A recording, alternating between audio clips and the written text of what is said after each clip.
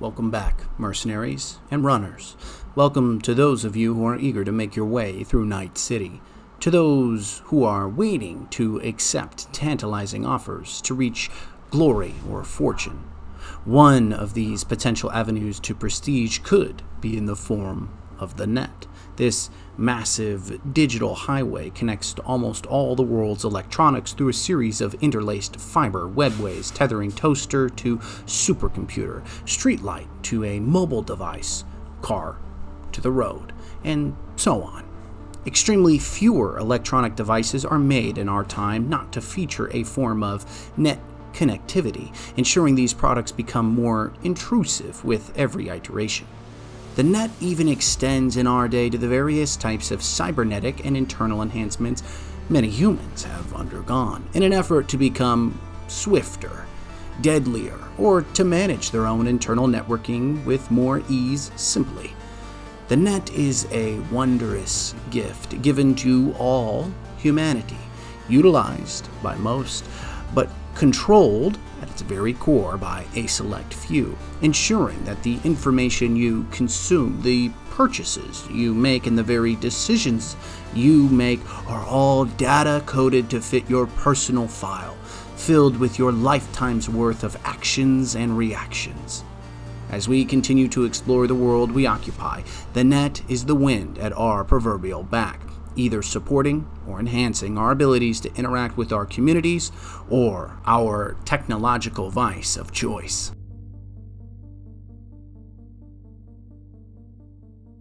The mainstream media often consider netrunners as hackers, those abandoned by a modern society seeking ulterior, even criminal avenues to rob, cheat, and steal in any and almost every sense of the word. In reality, netrunners are cybernetically enhanced individuals with a certain set of skills or implants, allowing them intricate access to take full advantage of what the net offers. In our age, it is difficult to sideline a group of individuals and immediately identify who amongst them is a netrunner, a hacker. You'd assume that their physical clothing, maybe their tattoos, or even their speech would give them away. Perhaps it's a specific set of head-mounted cybernetics or a wrist-implanted wire device utilized to connect to net modems or cyberdecks. But in totality, the ability to spot a netrunner against, say, a corporate goon or a common wage slave is often an uncertain task. The visual imparity allows for considerable latitude for corporate stakeholders and gang members alike, as the only identifier of most netrunners is the code they choose to utilize in an effort to ransack the net for data downlinks, for corporate secrets, for mass-stored consumer profiles. In layman's terms, netrunners are hackers, spies, mercenaries, and any in-between in the nomination, with an ability to outmanage and outperform net securities and artificial intelligence defenses.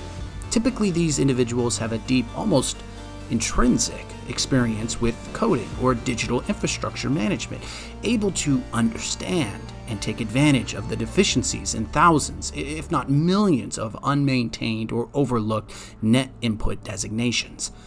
Perhaps even some of you that have found yourself listening to this report have ripped the audio files straight from the net to showcase your already preordained skills. I hope you utilize your skill set for more demanding needs in the future, if so. You may have asked the question during this report, how are you represented in a digital world of number strings, of ones and zeros, of C++ and Python? This is where we look at user-generated icons. In the net, icons are quite merely your digital representation, created in your own image, with the ability to interact with everything in the net, its nodes, its substructure, just as your flesh-tethered body can do in the real world through complex connections of mind to matter.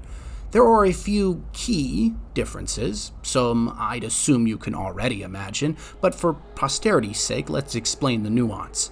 Firstly, icons represent almost everything in the net, from other users to data fortresses, programs, AI, and so on.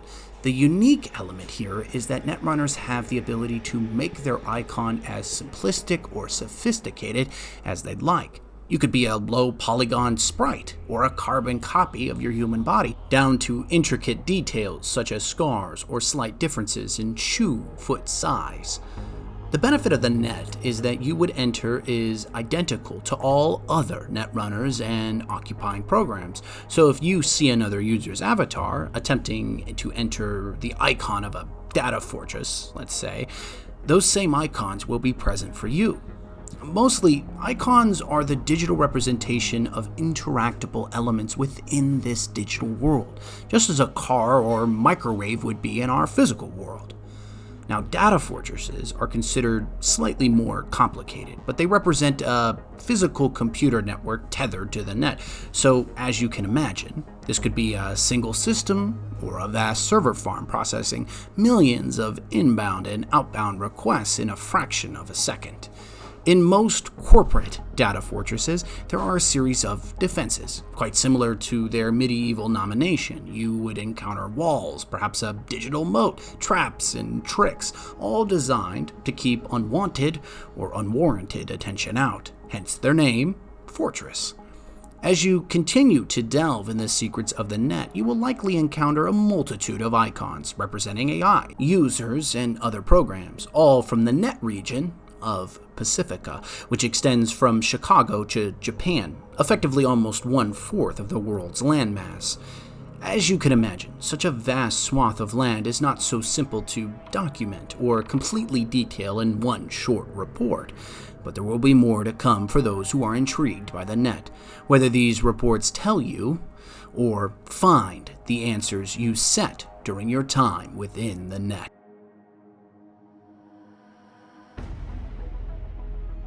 Finally, we enter the conspiracy and conjecture territory of miraculous impossibility coded in a certain believability, the stories of the Black Wall and their megacorporation defenders in Netwatch. Now, rumor tends to drive these subjects to the forefront of almost every netrunner's mind, at least those who claim to be worth their salt in digital delving and data pillaging. Now, Netwatch is a group of white hats, supposedly converted and then funded by a group of Illuminati-esque power wielders, such as the US government, the Euro Theater, and a series of megacorporations. Their objectives? STEM hackers attempting to infiltrate various data fortresses, and those hackers attempting to reach the infamous and illustrious Black Wall. Effectively, Netwatch is the digital version of a police force with a preferably in-tune laser focus to drive out malicious ne'er-do-wells and safeguard corporate interests, of which the Black Wall, a seeming fantasy dribbled out of many who run deep within the net, that is speculated to be a land of rogue AI and corporate programs, or in our year of 2077, an age that holds tightly into its grasp the secrets of the old net and that of the old world. We can only guess and theorize what is behind this Black Wall, if it even exists, and who amongst you brazen netrunners will be the first to cross its mythical boundaries.